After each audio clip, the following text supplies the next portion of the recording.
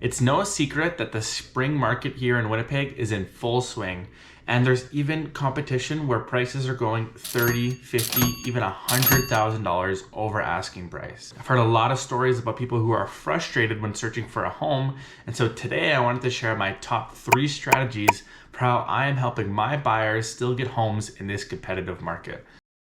Stick around to the end because I even used one of the strategies myself to save around $40,000 on my most recent home purchase.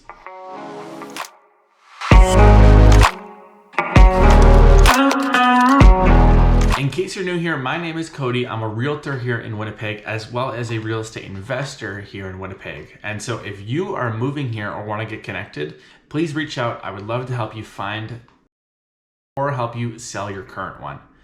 Okay, if you haven't noticed, the real estate market across Canada is kind of going crazy right now, but especially in Winnipeg, because we still have those lower price points, people are still heavily competitive. And when things aren't competitive, there's a couple of different strategies that I like to deploy, and I've actually used these with my clients I've had 2 clients who have closed on a property within the last week.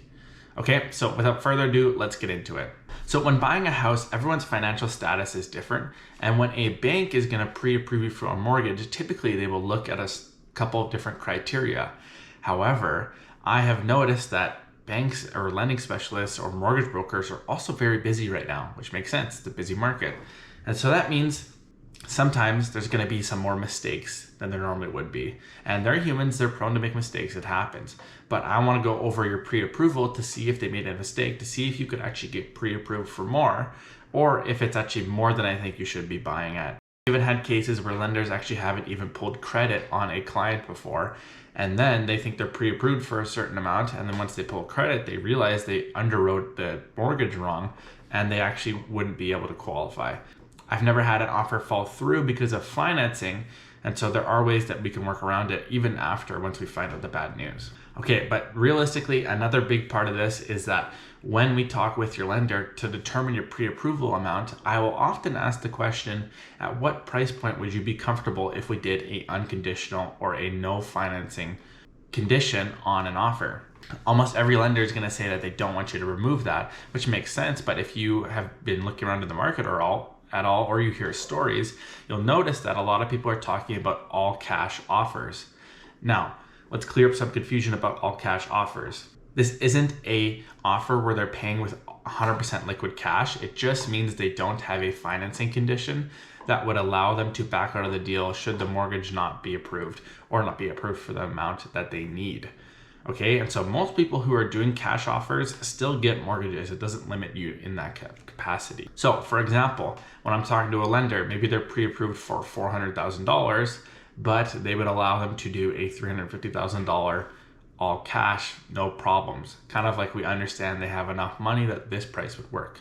I will say, if you're working with one of the chartered banks or one of the bigger banks in Canada, almost every mortgage specialist will not do this. And so that's why I recommend you work with certain mortgage brokers that I prefer to work with, because they give some more flexibility and they understand they want to get you into a house, right? They don't just care about the underwriting or having their books full of a ton of assets in terms of mortgages. Okay? And I don't get any kickbacks from any of the mortgage brokers that I work with. And so it's all just because I understand that they are better at their job than other people in the industry. And that's more of a competitive advantage for you as a buyer. Okay, and so when you work with me, you also get my network that comes along with it. And I'm not just talking about lenders, we could talk about insurance agents, inspectors, list goes on, okay? Second strategy for putting an offer in a highly competitive market is to get a pre-inspection or a pre-offer walkthrough.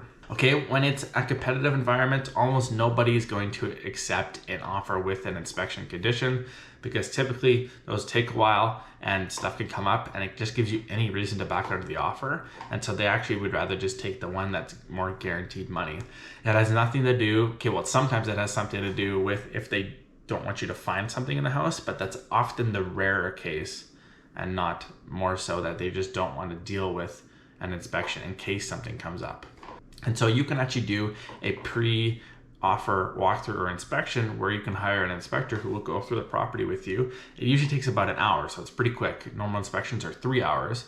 They take about an hour and they go over just like the really high points, check all the plumbing, the electrical, like the outlets, check all the mechanical, your appliances, make sure all that stuff's work.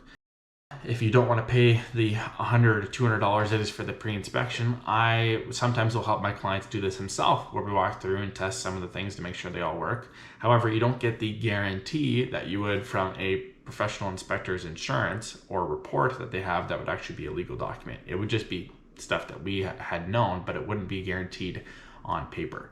Okay? And the third strategy, and this is actually my favorite one and one that I've used for myself and my clients. So remember how I said that lenders make mistakes when they are underwriting? Well, sometimes listing agents make mistakes as well. And I'm not talking about like legal mistakes. Well, I guess sometimes they do that. Or like when the guy drank the milk in BC. And if you don't know what I'm talking about, Google real estate agent drinks milk in BC home. You got fined $20,000 for doing that, so it better have been some good milk. But I'm talking more about when listing agents are not as skilled in marketing and they make marketing mistakes. So, for example, one of the most common ones I see is when a listing agent only puts a property on the MLS. That's the only place they list it. Now, obviously, these types of realtors get a lot of flack online, and rightfully so, because they're not really going above and beyond what they should be doing to find a buyer for the property. Just because they have access to the MLS, that's all they're doing. And so it's kind of lazy, but usually it's because most realtors don't actually know. There's a lot of turnover in realtors here in Canada, and specifically in Manitoba, that they don't always know how to properly market a property. So when not a lot of people are coming to view the property, that allows there to be less competition on a house. And you can usually, I can usually understand based on a house how much buyers you would kind of expect to go see that place. But if they've marketed it poorly, sometimes there'll be a little bit less buyers, and you can get the property under contract that normally would have been going for a lot over asking, not just a little bit over asking. Okay. The second one is overpriced homes. So when a house is overlisted, typically a lot of people aren't even going to go bother seeing it unless they're just window shopping. But this might seem counterintuitive. If a house is overlisted, you can actually still get a underlisted offer accepted. I've seen cases just recently where a house was listed at $300,000. It was way overlisted, didn't get a lot of action. It sold for $240,000.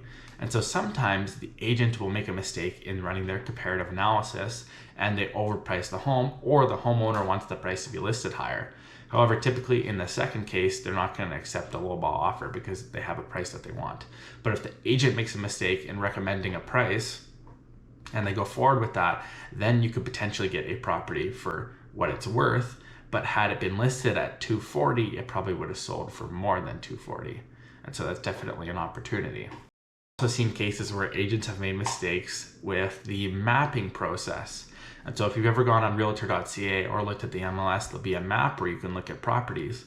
And this one agent in particular typed the coordinates in backwards. And so the property was actually in Mongolia instead of in Winnipeg. And so it was still on the MLS, you could still find the address of it, but if you were looking at the map only as a visual tool, you wouldn't be able to find it in the area it was. The last one, and this is the one that I used for myself, but it's just also my favorite, but it takes a lot of due diligence to really understanding a certain neighborhood. We have a popular neighborhood here in Winnipeg, and when I was house shopping with my wife, there was 2 homes where the offer night was one day before, and so it was on a Monday and a Tuesday. And the Tuesday house was much nicer. It was bigger, it was 3 bedrooms upstairs instead of 2 bedrooms upstairs. It had a double garage, and the yard was a corner lot, so it was a bit bigger as well. They were listed $5,000 difference. And so all of the people looking in that area looked at both of those houses, and any prospective buyer with an inexperienced agent looked at them and said, okay, this house is actually only $5,000 more. Let's go after this one. But what happened was, because the offer night was after the first one, nobody wanted to have an offer accepted on the first one in case they could have gotten the second one. And so because of that emotional response, no one else went after the first home. Me being an experienced agent, I said to my wife, that house is going to sell for a lot over asking. Let's go after the house that we want to buy. Well, we would have taken either, but let's go after the house that less people want or less people are going to put an offer in and get that one. And we actually got the house that we bought under asking price, while the other one sold for $85,000 over asking price. And so that spread and even recent comparable comps have actually made our house worth more than what we already bought it for before we even take possession.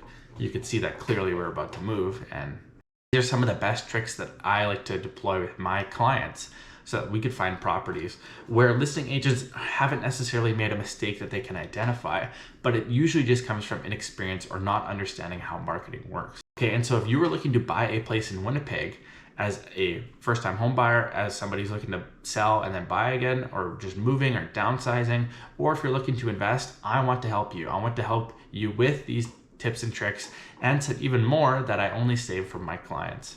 Okay, reach out to me below and let's get connected and let's find you that next place.